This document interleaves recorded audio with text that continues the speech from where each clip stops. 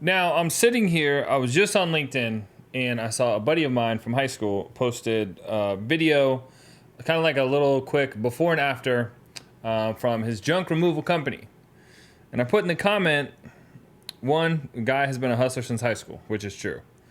But if interested, you could use a GoPro setup for time-lapse, meta glasses to record hands-free for anything cool you find, record a voice memo of the job on your phone. As soon as you get in the truck, send the footage to an outsourced editor who clips it together, and it would be super engaging social media content.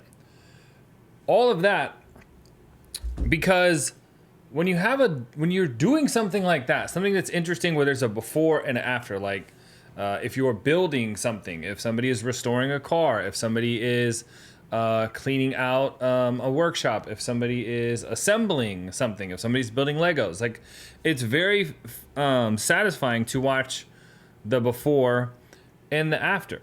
The same, I think, would apply to junk removal.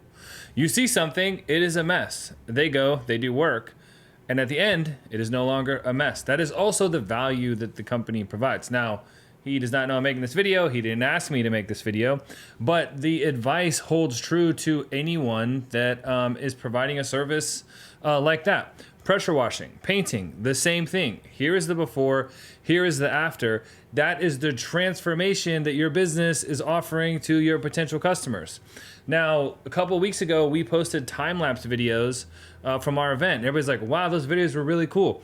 Those videos were done using a GoPro. This technology has been around for like 20 years. All you have to do is set it up on time-lapse and put it on a tripod, right? It's not crazy. It doesn't take anything super advanced. In the message, I had mentioned that you could use meta glasses like these to start recording. Hey Meta, start recording. And they will start recording while you use your hands to do whatever the thing is that you're doing.